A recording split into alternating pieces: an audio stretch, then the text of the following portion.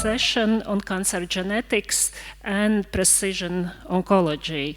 As every year, this event brings together leading researchers and clinical doctors, and we are sharing knowledge that helps to move even further away from one-size-fits-all approach in oncology, and in this way we can improve patient outcomes in oncology.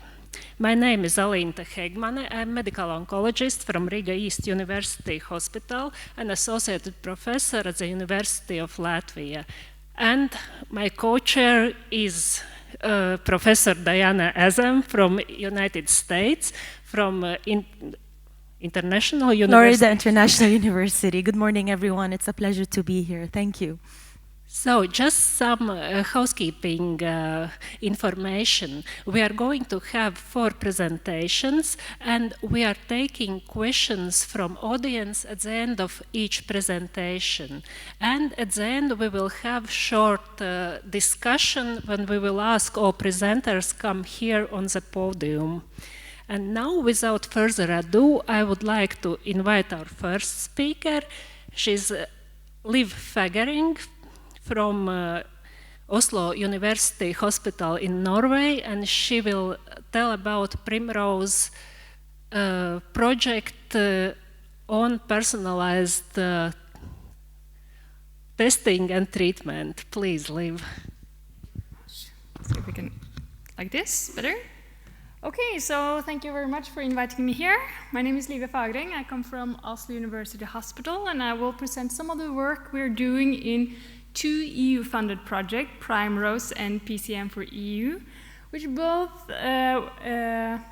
work on implementation of precision cancer medicine into our public healthcare system in Europe. Do this? Yes, so the background for all of these projects, of course, a strong European collaboration, and we have a long-term standing collaboration, but especially between the Nordic countries and the Baltic countries, which we work on with several of these projects involved in implementation of precision cancer medicine. And the core of these projects is a network of precision cancer medicine trials called DRIP-like clinical trials, and these trials are independent national precision medicine trials that are all aligned with the original DRIP protocol from the Netherlands. So there are currently 11 such trials ongoing or soon to start in Europe. We have the Nordic countries, but we lack Latvia. So that's kind of a country we really would like to see in this network.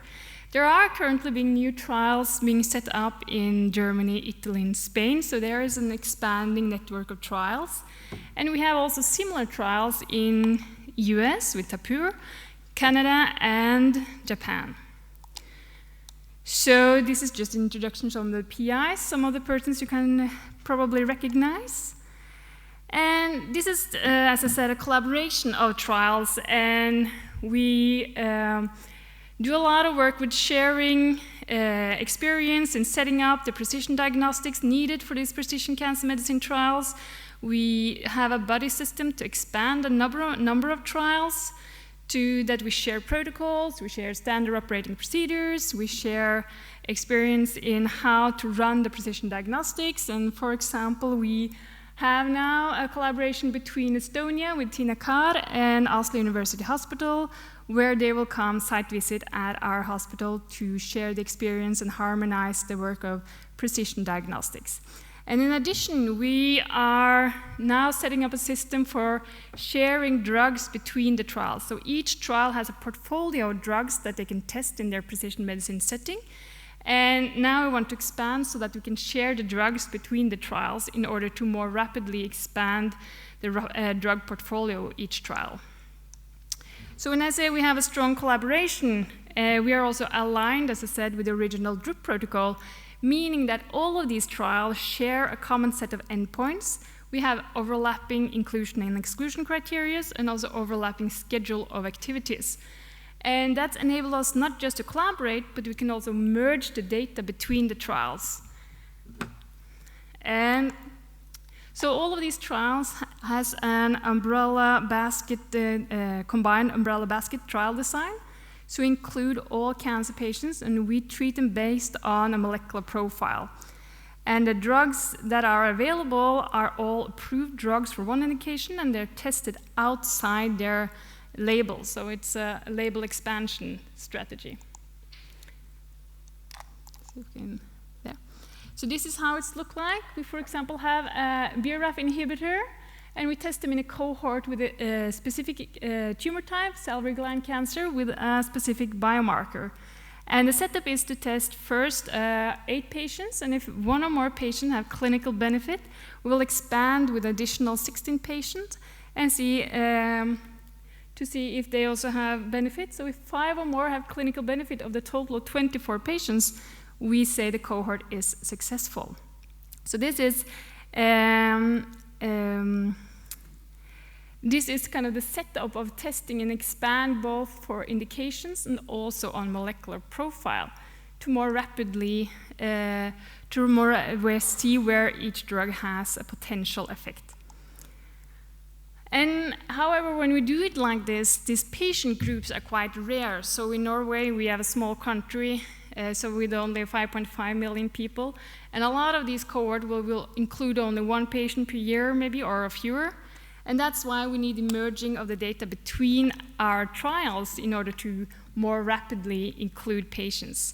So we identified a set of approximately 40 variables, which we share between the trials in order to more rapidly fill the different stages. So currently, from the ongoing trials, we see approximately 70 patients are discussed in the different molecular tumor boards each week, which have significantly increased our inclusion rate. So from the beginning, when we started sharing the data in April, we are now filled 12 stage 1 cohorts, and also 2 cohorts were filled to stage 2, so 8 patients and 24 patients respectively. And we also been doing the standardization of these variables towards the OMOP model, which will enable not just the merging of data between our European countries, but also federated merging of data with the other trials, for example, the Tartu trial in the US. Again, with an aim of more rapidly look for a signal for potential effect in new patient groups. And the aim, of course, is that when we fill the cohorts, we will publish the results, or we are publishing the results, both the negative and the positive cohorts, so we can say something about the effect in these patient groups. However, as I said, this is not just about finding potential effective treatment for new patient groups, it's also about implementation into the healthcare system. So we want to see also, what about patient number 25? They will also need a treatment alternative. And that's why we're currently working with a lot of these stakeholders that's surrounding our healthcare system in order to find solutions for implementation of this knowledge into our healthcare system in a systematic way. And I will not talk about all of the work we're doing, but I will say something about the work we're doing with some of the key stakeholders. And of course, payers are always important. They are deciding what's in and what's not in our healthcare system. So there are 2 working groups that work specifically with payers. It's the unlabeled system, which is headed by Katarina Sten Karlsson in Sweden. And it's the off-label reimbursement that's headed by Sahar from the Netherlands. And especially here we're talking about off-label reimbursement, because these are tested, as I said, these are drugs tested outside the given label, so off-label testing, and we don't expect companies to apply for label based on the results from these trials. So in reality, we are often talking about off-label reimbursement. And all countries have some sort of system for off-label reimbursement. However, it's less well-defined. So what we started doing is to map some of the actual use of off-label in oncology. And this is a study from the Netherlands that were presented at ESMO this year, where they looked at how much of the drug treatment in oncology were off-label in the Netherlands. So what they saw is that actually 30% of all treatment given in oncology in the Netherlands were off-label indications. And this was, of course, mainly chemotherapy, because we should never forget that a lot of the chemotherapy that we're using is off-label. But it's also other treatment types. And of course, as you probably know, it was a lot of pediatric cancer patients and also rare cancer patients, because it's, as you all know, a widening gap between the larger indications that get all of the on-label, are tested for on-label, and you have the rare cancers and you have the pediatric cancers that don't have anything approved, no on-label treatment. And that's a widening gap. So we need a solution for these patients group. So as I said, all countries have some sort of system for off-label. However, for a lot of countries, these are per patient, the medical doctor will apply for off-label reimbursement for that single patient. And that, of course, creates unequal access to off-label treatment. So we know from Norway, for example, that pediatric cancer patients are more likely to get off-label treatment in Oslo than in Bergen, just because the setup of the system is different. And we know also that in Europe, middle-aged white males are more likely to get off-label treatment than other patient groups. And that does not, I think, fly well with our public, and I don't think it can sustain a headline in a newspaper. So we need a better system for off-label reimbursement. And however, I mean, 24 patients is not that, is not that much to base off-label reimbursement, because these are often quite expensive drugs. So what they did in the Netherlands is to try to design a model for making a final off-label reimbursement at a national level. So they're suggested stage 3.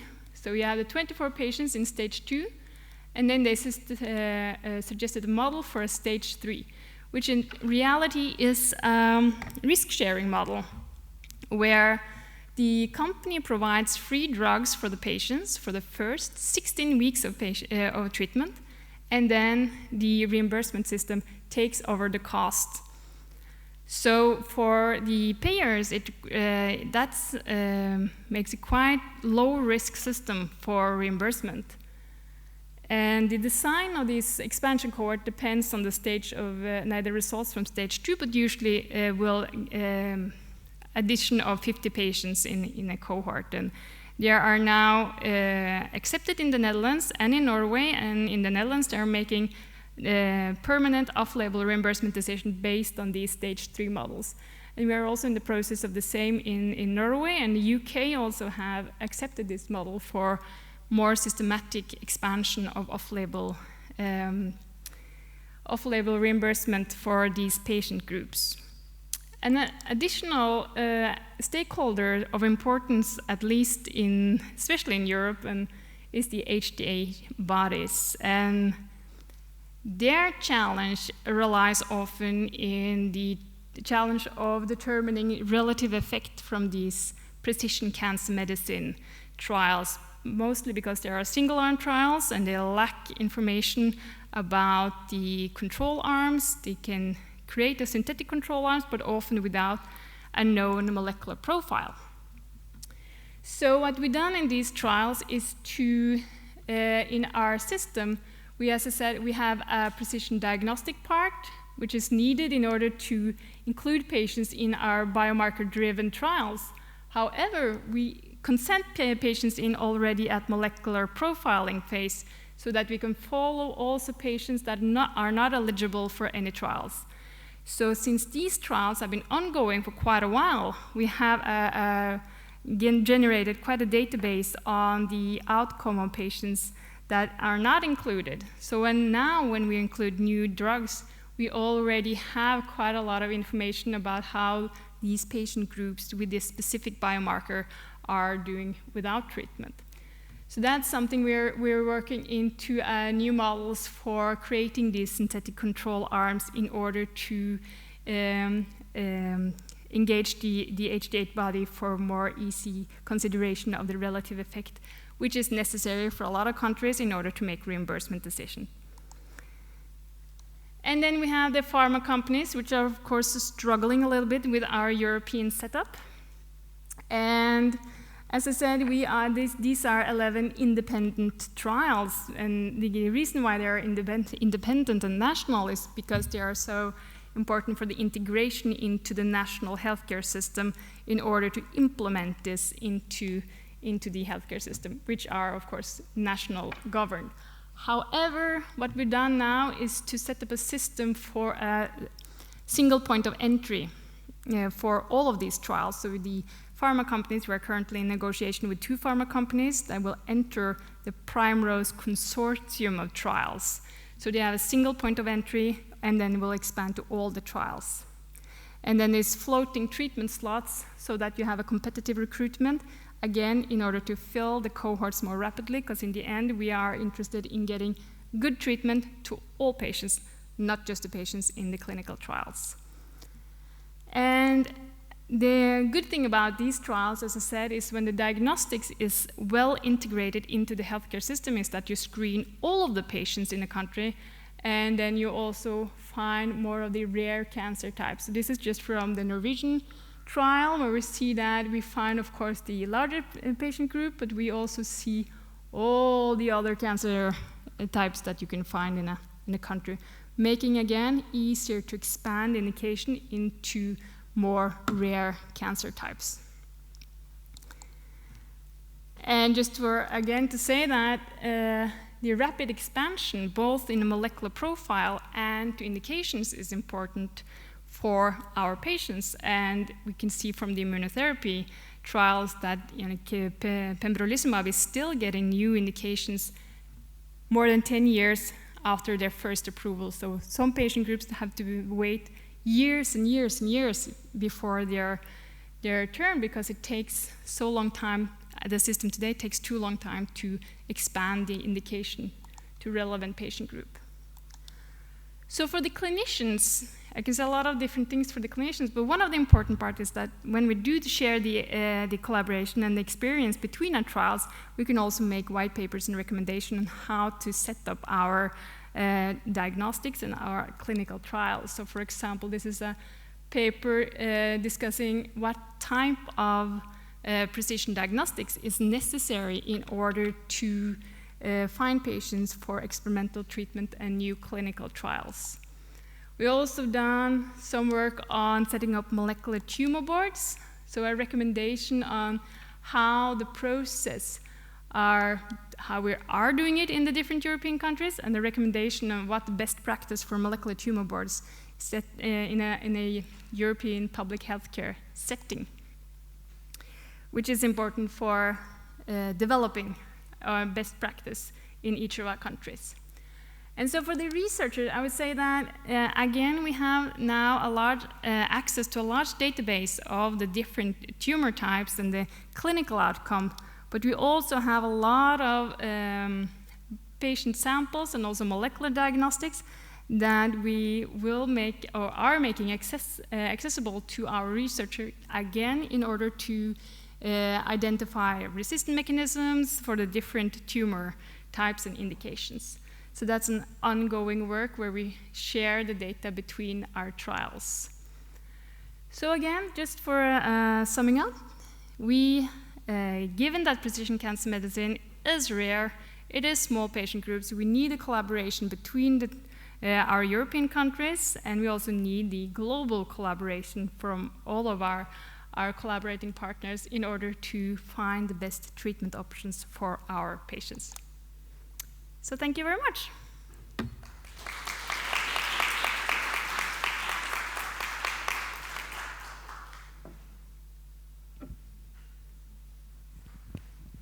Thank you, that was amazing.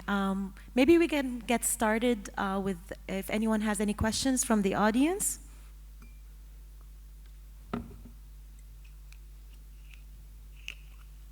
In the meantime, maybe I can ask you a quick question, if you don't mind. You really clearly and beautifully outlined all the challenges that we have to overcome. And coming from the United States, I'm telling you, you guys in Europe are way ahead of us.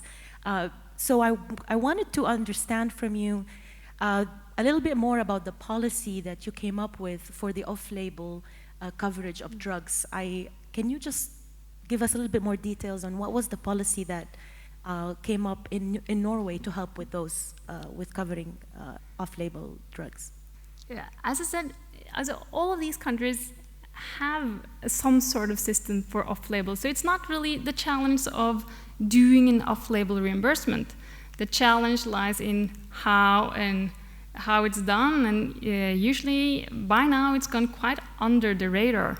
So you're just either it's the hospital taking the bill or the department, depending on the country, but it's not part of the kind of official on-label reimbursement system that we have in the different countries. And so it's really more a matter of making new models for policies, as you said, for the off-label reimbursement system. And in our case, it's a matter of showing the need, and also, as payers always care about, showing the containment of the economic risk. And again, it's not really just for the patent drugs that are expensive. It's also about the off-label, the off-patent drugs, which are quite cheap, but still haven't been either systematically tested, or they're just not part of the regular reimbursement system, providing this unequal access. And that's something that at least payers payers care about. Thank you. Any questions? All right, well, thank you so much. We'll move on to our next speaker, Dr. Daiga Murmane, from Riga, and she will be presenting on the genetic diagnostics of hereditary breast and ovarian cancer syndrome.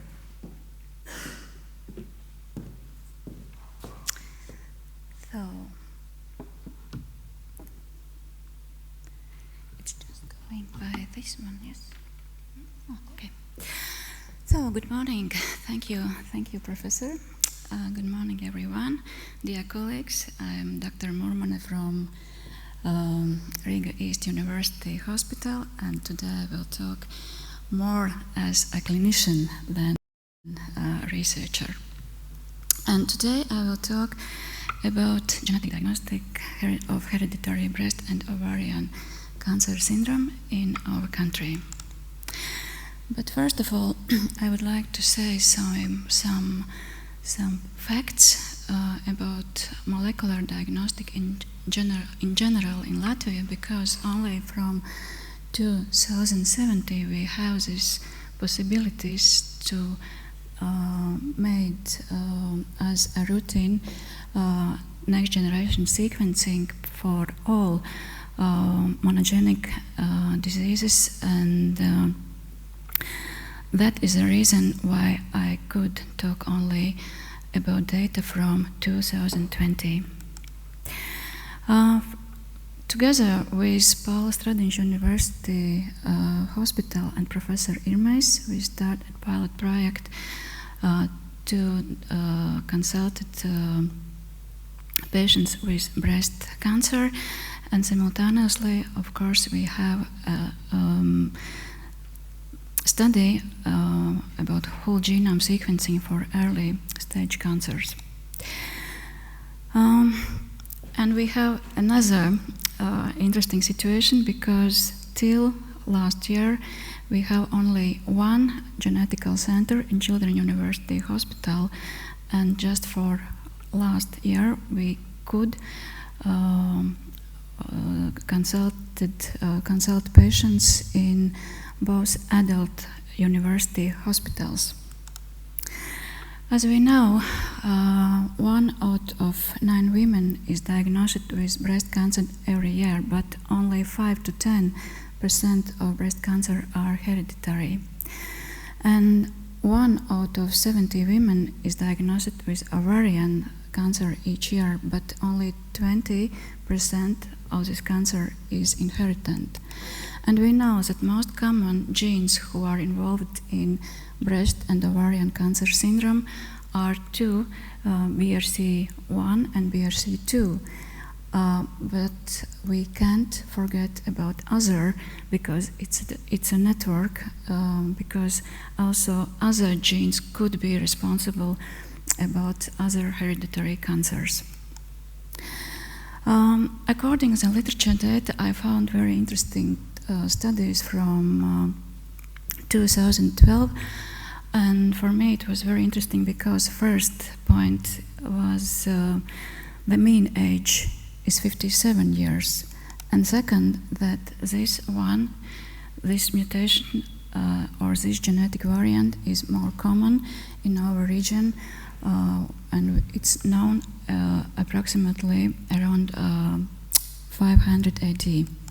And I want to know, my wish was to know which population are live here at this time, and we saw the most common there was Slavs, Balts, and Finns, and that could be explained why this genetic variant is more common in Lithuania and Latvia. There you can see other common genetic variants in our population in Baltic region.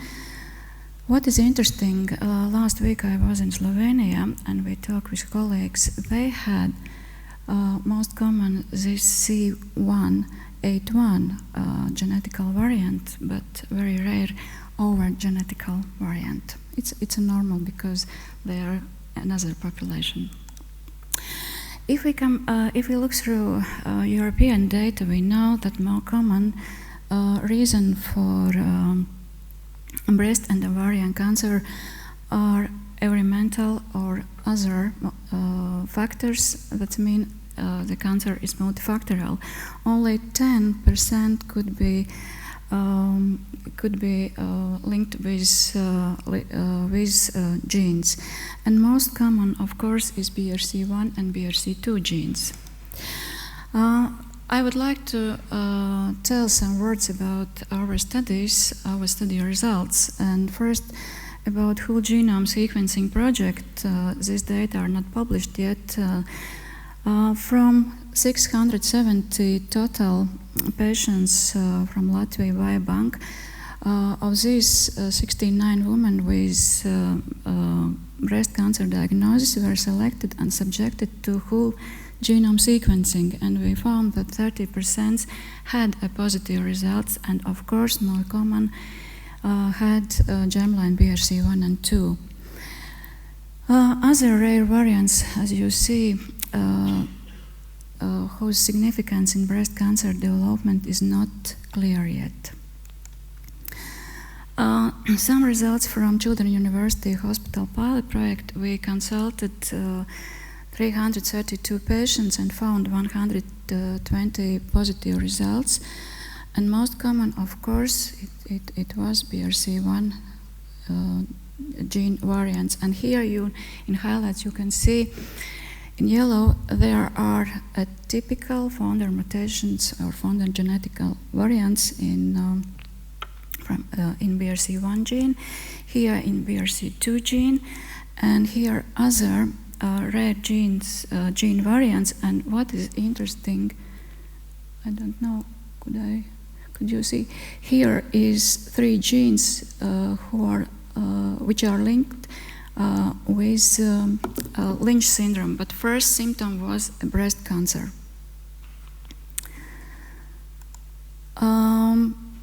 And now I would like to introduce with our hospital results. Together with my colleague Professor Halasz, we started worked in Riga East University Hospital only from last year, and first time we consult patients 188. The mean age of breast cancer patient was 49 years. The mean age of ovarian cancer patient was 50 years. And if we look through age group distribution, you see that more common age group is from 41 to 50 years, but in our country the breast cancer screening is only from 50 to 69 years. Here you can see average age at confirmation of cancer diagnosis, and average age at the time of genetic diagnosis is 49. And we find for 19 patients positive results, and most common was BRCA1 gene. Here you saw all genetic variants, and about BRCA2. So what is very important, we have this possibility to make BRCA1, BRCA2 gene whole sequencing. For this study, selection criteria was breast cancer under the age of 50 and triple negative breast cancer, and we find 8 patients positive results, but only from these 8 positive results, only 3 was founder mutations. And we are very grateful to our hospital molecular diagnostic laboratory, especially to Dr. Dirk Stenders, for this possibility to continue make this BRCA1 and BRCA2 gene whole sequencing. We consulted 45 patients and find positive 5 results. And in our hospital, all patients with ovarian cancer have the option of cancer profiling to evaluate personalized therapy. And if we find allele frequency more than 30%, it is recommended to perform a specific variant analysis in the blood to exclude possibly heritability. In conclusion, the mean age of patients, how you see, with diagnosed with breast and ovarian cancer is decreasing. It is necessary to initially do the whole sequencing of both of these genes, because only 30% of cases it is possible to discover foundation genetic variants. Because not always negative result is a negative. And according to the results of the entire BRCA1 and 2 gene sequencing, pathogenic variants are diagnosed in 5% of cases. And for patients under 50 years of age with triple negative breast cancer, we suggest to continue next generation sequencing, gene panels, whole exome or whole genome sequencing. And what is very important for clinicians, it's a time. We need result in 4 weeks. And also more important is preventive cascade testing in family for pre-symptomatic patients, because provide multidisciplinary dynamic observation for all positive subjects, not only for patients, but even for pre-symptomatic patients also. And I would like to say not bigger, but our problem is that financing we have from the Rare Diseases Fund, because for hereditary breast cancer diagnostic should have separate funding. And finally, I would like to say thank you for all colleagues who are involved in breast cancer diagnosis in our hospital, and especially for our small team. Thank you.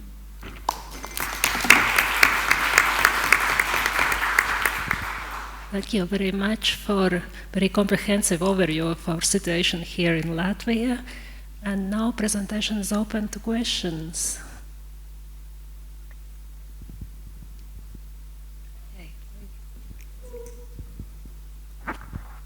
Thank you very much for a very nice presentation. I don't know if this, yeah, now it works. I was just wondering, do you have national guidelines for how and when breast cancer patients are screened for medical? Actually, Professor could answer better, but we haven't a national yet. But in our clinical practical routine day, we are used NCNN guidelines. Professor, maybe you Maybe can... I can add, we do not have national guidelines for screening and for treatment as well. Mainly we follow either NCCN or ESMO guidelines. For treatment, more ESMO guidelines. So, thank you. Thank you very much. And now I would like to invite Professor Neeme Tonisson from Estonia to talk about breast cancer precision prevention initiatives in Estonia, please. Good morning, dear colleagues, Chairman. My background is clinical genetics and lab medicine. I'm happy to talk about studies and the current situation that we have in Estonia with breast cancer precision prevention. Okay, the potential conflicts of interest as well, since also the company Antigens was involved in one of those studies. As it was mentioned already in the beginning of this session, we need to step away from one-size-fits-all solutions in any targeted actions, any actions including prevention and also therapy. And since cancer has a lot of genetic background, I think also that the biobanks with their extensive clinical data and comprehensive genetic data provide an excellent solution for building risk models, to testing also the feasibility of return of the results. Estonian Biobank has over 20 years of history. Our collection currently comprises about 20% of Estonian adult population, and over a decade or so we already have done some return of results studies to the participants. And it includes monogenic variants, also copy number variants, some polygenic risk scores, and lately also pharmacogenetics information. The biobank, I'm happy to show is here also the picture of Professor Andres Metspalu, who was the initiator of the biobank. I think he's the grand old man of Estonian genetics and human and medical genetics as well. There has to be a problem to solve with the precision medicine tools, and breast cancer definitely is such problem, because it's the most common cancer in women all over the world. Most of countries have implemented some screening practices, and what is currently unsolved largely is how to target the prevention activities in younger population. And showing here is that I'm showing here that roughly 20 to 25% of cases of breast cancer occur in population younger than 50 years of age, which is currently the one set of screening in most countries. If we talk about breast cancer genetic background, there is a well-known hereditary breast cancer, including genes such BRCA1 and 2, and CHEK2 is the second most common in our region as well. And we also know that there is a considerable risk coming from the genomic background. Plenty of SNPs have been found associated in whole genome association studies, and they can be combined into polygenic risk scores. The question is that current genetic testing only tests either for the monogenic variants, or the PRS tests only look for the PRS score and leave out the MPV part.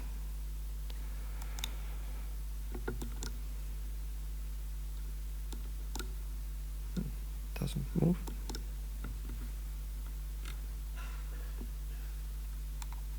Okay.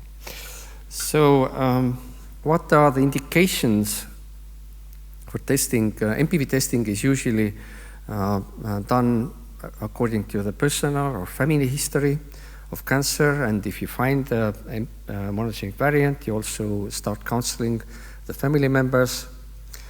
We know that currently we are not targeting actually very well the population for monogenic variants, but still one way to select the subjects would be a broader implementation of questionnaires. I'm very much advocating also that all genetic data sets should be searched for actionable genetic variants, such as suggested also by ACMG guidelines. And perhaps also all the breast cancer patients could undergo universal testing. The PRS, on contrary, are not diagnostic. They are don't have any implications for family members, but they could be sufficiently used for introducing the precision prevention by stratifying the subjects according to this risk level. But somehow, in the more information we have, somehow we should probably combine those two risk estimates into a single one. There are quite good guidelines for monogenic variants, how to continue with follow-up actions if a variant has been found. But a lot of questions have been raised on how to implement the polygenic risk scores, and we have decided that actually we just adjust the actions from monogenic variants to the corresponding PRS risk levels. And in a way, it aligns pretty well with the current practices in genetic medicine. There is also increasing evidence that polygenic risk scores could affect the incidence of interval cancers as well as cancer in young. And this is a study from by the group of Nina Mars in Finland. So switching to the studies that we did in participation of Estonian Biobank, we did a national pilot study from 2018 to 2021. We looked for subjects in the Biobank, female subjects having MPVs. And we also selected another group of participants. So MPV group is here. 180 were invited, 109 eventually counseled. We are worried about the participation rate, but it's also quite understood in research studies that not everybody will show up. And we also counseled over 905 women with top 5 percentile of the polygenic risk score, which was developed by the Estonian Biobank data.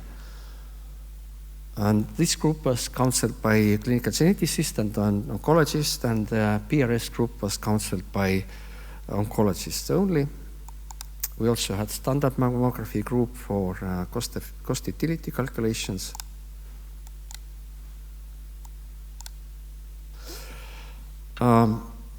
In this MPV group, we included participants independent of the personal cancer history. So in total, we are able to have participants with variants in 6 genes. Only 10% of those were previously counseled or had any knowledge about the genetic variant. About 2/3 of those were BRCA genes, 1/3 CHEK2. Just 1/3 to half had any family history that was known for cancer. They had, in total, this group of 109 women had 16 cancer cases in history. And we also detected in a short follow-up time 6 breast cancer cases and 1 kidney cancer case. In the high PRS group, there were 15 prevalent breast cancer cases, and we also discovered 10 new cases in short follow-up. And those are the new breast cancer cases in MPV group, and all they came from BRCA1 and 2 positive women, mostly early stage, but also one was stage 3C, so really they appreciated being counseled. And this is the case for kidney cancer. So how do people tolerate return of this genetic predisposition? Actually, we're pretty surprised that we didn't see much difference from genetic risk by polygenic risk score or genetic risk by MPVs. So most of people are quite confident and relaxed and able to cope with this information. We also eventually looked for the cumulative risk levels based on the biobank data that we had. The question is that most of the risk estimates come from clinical cohorts, and there may be also some other factors in families increasing the cancer risk, but we are also able to confirm that that BRCA1 and 2 indeed also in the population level are high risk cancer genes, and the cumulative risk was at 50% by the age of 80. And also CHEK2 in our biobank shows pretty high risks associated for breast cancer. And we were also quite surprised to have quite affordable ICER and levels for the questionnaire-based approach. So in modeling that if people would attain physicians counseling based on the positive questionnaire data. If we would test all individuals for MPV as well as PRS and generate the extensive genomic data for this, it would be quite expensive, although still something that could be discussed, especially if the testing becomes more affordable and we would be able to reuse the existing genetic data.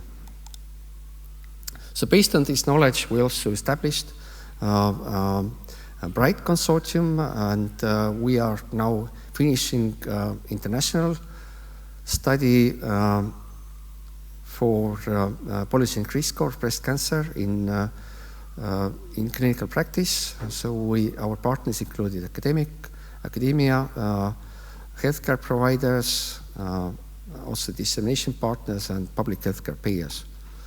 And this is the screening model in the BRIGHT study. So here, from 50 years of age, all women would be engaged, independent of the risk level. But we especially wanted to introduce the risk-based screening in younger age group. And we have taken the polygenic risk score as it is a continuous variable. And at the moment where the estimated risk for breast cancer equals to the average risk of 50-year-old women, they would be invited to mammography screening. And based on the absolute risk levels, we also introduced a more frequent screening or MRI testing. We also discussed chemo prevention, but actually nobody used it. So here are the study sites. We invited 800 individuals in Estonia, in Sweden, Uppsala region, and also in Portugal, in Lisbon. As the studies in Sweden and Uppsala and in Portugal are still bit underway. Portugal is still finishing consultations. Uppsala is working on the results. I'm presenting here the Estonian study results. The distribution between different percentiles and risk levels was quite as expected, so we didn't have much of the bias in the PRS levels.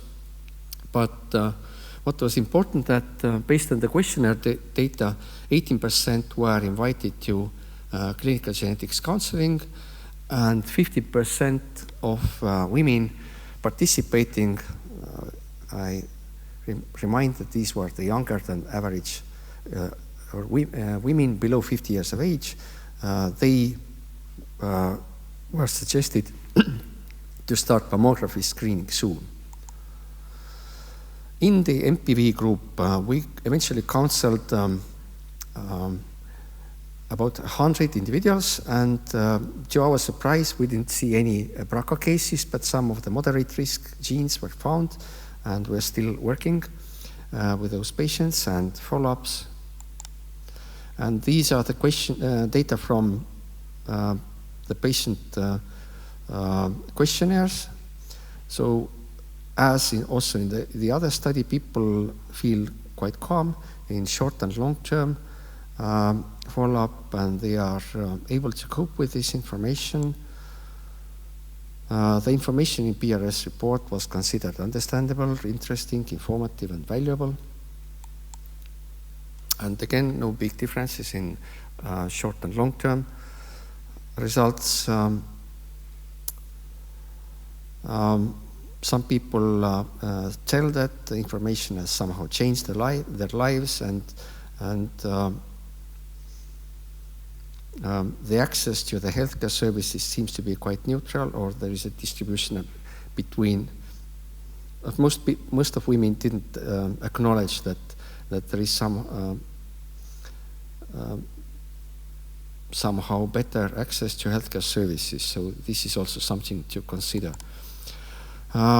We also did a professional survey, and questions while recruiting were related to time taken to results, what they could do immediately before the test, what about the cancer sites in family history questionnaire, and overall on how to take the family history or describe the family history. In post-test counseling, people wanted to have exact information, how the follow-up should proceed, and what the difficulties were. They were related to explaining the risk levels, what is the absolute risk, what is the relative risk, what is the risk from MPVs, what is the risk from polygenic risk score. So eventually I think that actually the genetic risk estimate should be universal and take into account the monogenic as well as polygenic factors. What is the situation now in Estonia? Is that there is a national infrastructure for genetic risk calculations, and it can take in data from the medical labs, genotyping data from the medical labs, and it's also planned that Biobank data could be deposited partially in this infrastructure. And we are still working about the legal landscape to enable using the Biobank data in healthcare, the consents related, but the health insurance actually has a budget and strong will to establish a national PRS-based national breast cancer stratified screening from 2025, probably from July. It hasn't been publicly announced yet, but behind the curtains, we are really working on this, and it seems to be within reach. So to come to conclusions, population biobank can really perform evidence creating pilot studies and support implementation of cancer precision prevention in healthcare, providing genetic risks for clinical interventions are usually well tolerated, especially our chronology is about the actionable variants. and actionable data. We need to be probably expand the target groups and revise the clinical guidelines. Genetic stratification is likely to be cost effective, especially if we are able to reuse the data. We should do all effort to have long-term follow-up on compliance and clinical outcomes and so on. So thank you. These are the collaborators, and I'm happy to take any questions.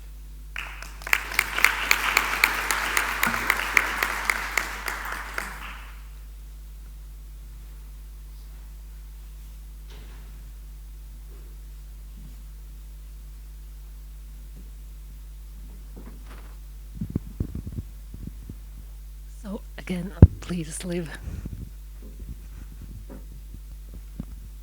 Thank you for a very nice presentation. I've always been very impressed with the Estonian Biobank and what you've been doing there. Given that I'm working with precision cancer medicine in a treatment setting in the molecular tumor boards, how well do you think the automatic creation tools that are available can pick up potential candidates for medical counseling for hereditary cancer? Yeah, it is a good question. Of course, what can be done, it's easy to do automatic PRS calculations, obviously. We are still discussing how to implement MPV detection automatically, but we are also doing it routinely for ACMG list, for example, in clinical parallel sequencing. So it's not something which is unknown, and of course you have to do you have to limit somehow and filter out all the uncertain variants for the healthy population, but I think it still gives you a lot of useful information already and at the current stage for stratified interventions. And of course there always come some new families with unsolved cases, and then you really go too deep and to do cascade screening and dig much more into the data.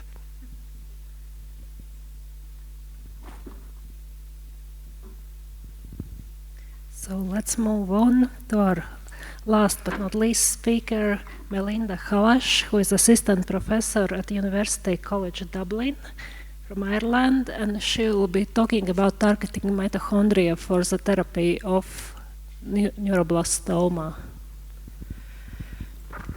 Hi, good morning everyone. First of all, I would like to thank the organizers for inviting me to this wonderful networking forum.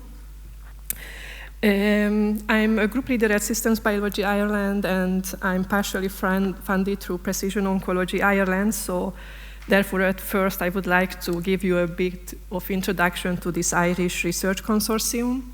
Precision Oncology Ireland aims to develop better new diagnostics and therapeutics for precision oncology applications. And one of the main ideas behind Precision Oncology Ireland is to bring new technologies into the clinic. This is a unique consortium where, in addition to academic research centers, industry and charity partners are also a key part of this research consortium. And Precision Oncology Ireland is funded through a strategic partnership funding model, where half of the funding is coming from the research agency, from Science Foundation Ireland, and the other half of the funding is matched by the industry and charity partners. So POI1 had a total of 12 million euro funding. There are more than 60 members from academic institutions, 5 academic institutions from Ireland, and there are 6 Irish charities involved, as well as 7 international industries. Precision Oncology Ireland is coordinated through Systems Biology Ireland, and the director of this program is Professor Walter Kolch. The approach in Precision Oncology Ireland is to use big data, omics data, combining it with clinical data, integrating these various types of data, and use computational models to create a digital twin of the cancer cell and use this information to develop better diagnostics and better treatments. Based on a successful evaluation of this project, Precision Oncology Ireland was invited to submit a second round of proposal, and POI2 is much bigger. The proposed budget is 26 million euro, and here, instead of focusing on fighting the cancer cell, the tumor microenvironment is also taken into account. So there are a lot of oncoimmunology projects in POI2, but also there is a focus on risk factors, environmental risk factors such as smoking, and also some comorbidities like obesity and inflammation. In POI2, there is a high emphasis on childhood cancer. There is a couple of big projects focusing on neuroblastoma and childhood leukemia. In POI2, the same approach is applied. So there is integration of different type of data, but instead of focusing on just the cancer cell, the whole tumor microenvironment is taken into account. And now that I introduced you to Precision Oncology Ireland, I would like to talk about my own research on neuroblastoma. Unfortunately, neuroblastoma is one of the deadliest childhood cancers, and thankfully it's very rare. In Ireland, there are about 10 new cases, and half of these would be a high-risk neuroblastoma. The interesting fact about neuroblastoma that is clinically very heterogeneous. On one hand, we might see children with tumors, we might see children with metastasis at the time of diagnosis, but they won't require any treatment. Observation is enough because the tumor will spontaneously regress. On the other hand, half of the children will have a very aggressive disease where the outcome is unfortunately quite poor. As we could hear in the morning from the patient story, the treatment for high-risk neuroblastoma is very aggressive, and it includes chemotherapy, surgery, stem cell transplantation, immunotherapy, and this means many, many years of treatment for a child. Unfortunately, despite of this very aggressive treatment, the overall survival is still as low as 50%. So we need better treatments for this high-risk cancer, childhood cancer. We know that half of the high-risk cases are driven by amplification of the MECN oncogene. So it would be very easy if we could target MECN. But unfortunately, because of the structure of the MECN protein, it's a transcriptional factor, it's fully alpha helical, there are no drug binding pockets, there are no surfaces for drug binding, therefore we cannot target MECN directly via traditional means. So there is no FDA-approved treatment for MECN at the moment. There are several approaches to target MECN around the world. We can target the transcription of MECN, we can interfere with the transcriptional activity of MECN, or for example, we can target the stability of the MECN. Many of these approaches are in clinical trials, and unfortunately, many of these failed as a single drug against neuroblastoma. In my group, we are focusing on the protein-protein interactions of MECN, and we believe that proteins work together as little machines, and by interacting with each other, they regulate the oncogenic function of MECN. So by better understanding the MECN interactome, we aim to better understand the role of MECN in the pathogenesis of neuroblastoma, and we hope that we can exploit this better understanding for the treatment of high-risk MECN-amplified neuroblastoma. So here, for example, you can see the interaction map of MECN, which was generated based on different cell lines with differential MECN status. We can see that there are some interactors, and they are highlighted by purple and red, which bind to MECN when MECN is amplified, but at the same time, there are interactors which bind to MECN when MECN is not amplified. Also, by analyzing a few high-risk neuroblastoma patient samples, we could confirm that what we gained from the MECN-amplified tumor cell lines, that's quite a realistic representation of the MECN interactome. In addition to interaction proteomics, we also use transcriptomic and compound screens to get a better understanding of what's happening in MECN-amplified neuroblastoma. And we found that across the different data, mitochondria came up as a vulnerability in MECAN-amplified neuroblastoma. So I would like to talk a bit about the compound screen, which was performed in collaboration with Christina Ilyin.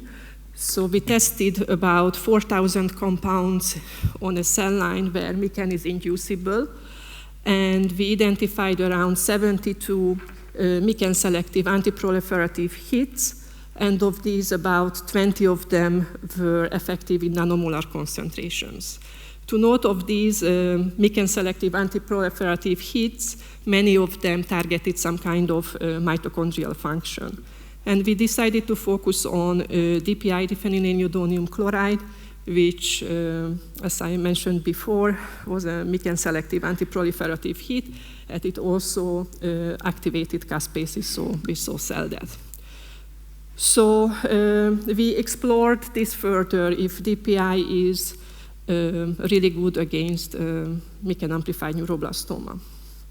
So on the, I'm not sure, how can I? Yeah, there you can see two cell systems. In IMR 575 cells, which is a MECAN-amplified cell line, we can downregulate MECAN. And in S555 MECAN cells, we can induce the expression of MECAN. And but we found that DPI is more effective when MECAN is amplified. And also, we use the panel of neuroblastoma cell lines to show that this effect is dependent on the MECAN status. So we found that in the MECAN-amplified cells, there is a higher degree of cell death. So we wanted to understand then how DPI functions. And there are several papers where they say that DPI either inhibits or induces ROS production. So we explored further if in these neuroblastoma cells we see induction or inhibition of ROS production. And we found that, as you can see here, in the MECAN high scenario, DPI induces ROS production, but not in the non-amplified cell line. And we confirmed it in a panel of other neuroblastoma cell lines as well. So when MECAN is amplified, we see induction of mitochondrial ROS. We know that this usually leads to cytochrome C release, and that's what we saw in the MECAN-amplified cell line. There was cytochrome C release, but not in the non-amplified cell line. Then, as a consequence of cytochrome C release, the caspases are activated, and again, in the MECAN-amplified scenario, this is what we could see, but not in the non-amplified cell line. Then we also performed proteomics with cells treated with DPI to get a better idea of the mechanism of action of this drug. And we quantified about 4,000 proteins, and 60% of these proteins were regulated by DPI. And we saw mainly downregulation of protein expressions. And these proteins were mainly involved in some kind of mitochondrial function and regulating the cell cycle and DNA damage. So then we took a further look at the complexes of the electron transport chain, and we saw that following DPI treatment, there is a downregulation, a strong downregulation in complex 1 components. So then we wanted to see how DPI affects ATP production, and ATP can be produced by the mitochondria through OXPHOS or in the cytosol via glycolysis. So here what we can see that in the MECAN-amplified cell line there is more ATP produced, and this ATP comes mainly from mitochondrial OXPHOS rather than glycolysis, and it's exactly the opposite in the non-amplified cell line. And once we treat the cells with DPI, then we see a strong inhibition of mitochondrial ATP production. From the proteomics data, we also know that DPI downregulates MECAN. So we wanted to see if it happens at the protein or at the RNA level as well. And we could see that MECAN is downregulated at the RNA level as well. We also analyzed the mitochondrially encoded mitochondrial genes to see if DPI has an effect on it. And we could see, again, a MECAN status-dependent downregulation of mitochondrially encoded genes. Then we also had phosphoproteomics data, but because many of the proteins were downregulated, we normalized the phosphoproteomics data to the expression of these proteins, and then we performed multi-factor analysis. And from this integrated data, we could see, again, that oxidative phosphorylation, mitochondrial dysfunction, and altering the cell cycle progression is the main mechanisms how DPI exerts its effects. Then,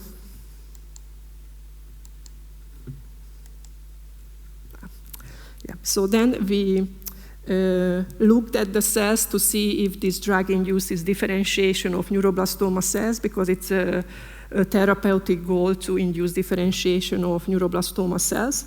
And we could see that this happens independent of the MECAN status, and all neuroblastoma cells differentiated following DPI treatment.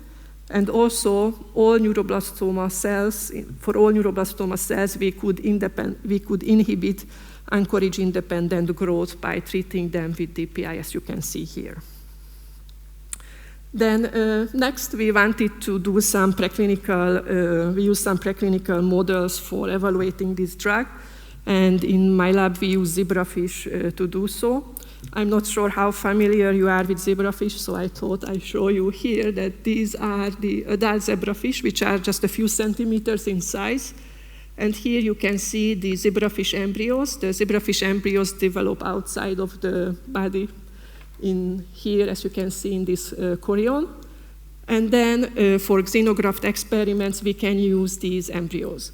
This is a very good system because it's quite cheap compared to mouse xenografts. We can have results very quickly in 5 days. And the embryos are transparent, so we can see the fluorescently labeled tumor cells in there, what happens to them. And also because the skin is permeable to small molecular weight compounds, we can just add the compounds in the fish water. Of the disadvantages, what I would like to highlight, that the fish, usually these fish live at 28 degrees and the human body is 37 degrees, so we have to make a compromise, and the xenograft experiments are performed at 35 degrees. So here you can see how we perform these experiments. So we have tumor cells which are fluorescently labeled, and we inject it in the perivitelline space of 2 days old zebrafish embryos. Then we would screen these fish to make sure that the tumor cells have been injected in the right place and there is no fluorescent signal outside of the injection site.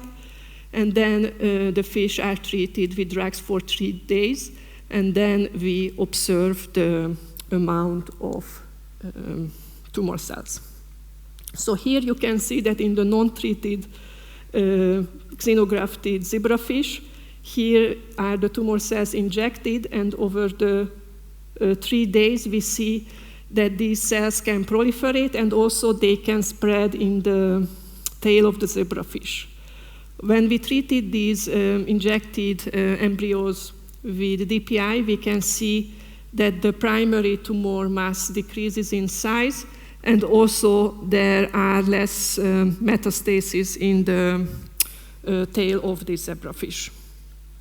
We also use the transgenic zebrafish model of neuroblastoma, which was developed by James Zhu in Thomas Luke's lab.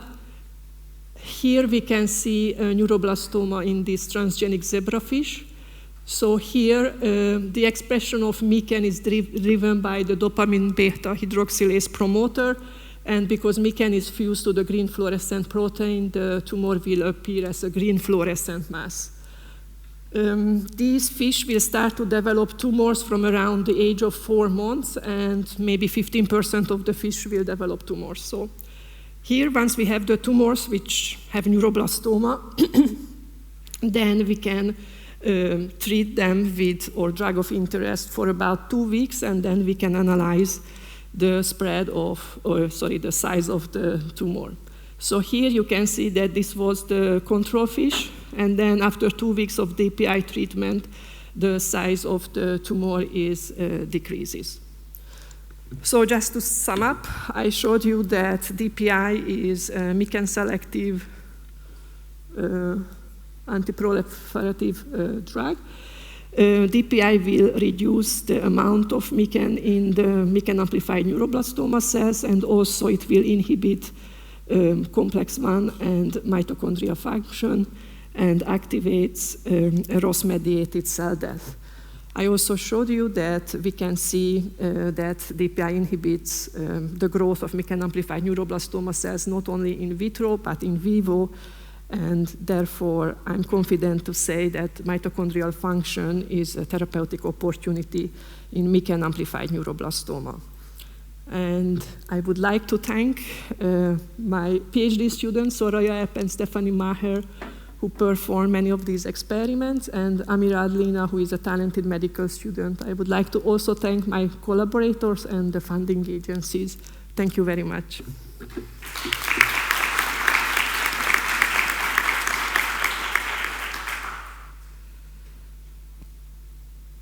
So we only have 2 minutes left for any questions from the audience.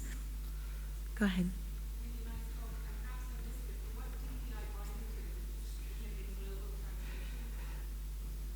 Yeah, we don't know exactly what it's the direct binding site, but it's known that it can inhibit NADH, NADPH oxidases. And we hypothesize that it will act on the complex 1. But we don't know exactly what is the exact binding partner of DPI. Great, thanks very much. I also have a question. Very interesting results. Have you done experiments where you combine DPI with standard of care for neuroblastoma, which I know there's not a lot, but have you thought about those type of combination experiments? Yes, we combined. So usually once we have a good drug candidate, we try to see if it's possible to incorporate it into currently used neuroblastoma treatment regimen. So DPI, we combined it with vincristine and doxorubicin on 1-on-1, and we found a synergistic effect. We also, just to try to counteract ROS production by using MitoQ, interestingly, we found that actually it will even more increase the ROS production, and actually it's also synergistic with DPI, and we explored MitoQ, DPI, and vincristine together, and they are synergistic. Beautiful, thank you. Another one question. Hello, I'm systems biologist, and I was happy to see that Irish Systems Biology Initiative is the home of precision medicine there. So can you tell what difference systems biology is making, or are you applying it mechanistic modeling? Yes, so in systems biology Ireland, maybe half of the people would be systems biologists, and we are developing mechanistic models of certain pathways. So in relation to neuroblastoma, we created a mechanistic model of the JNK signaling pathway, which seemed to, where we could show that depending on how JNK is activated, that can be used as a prognostic tool to see if someone has a good or a bad type of neuroblastoma.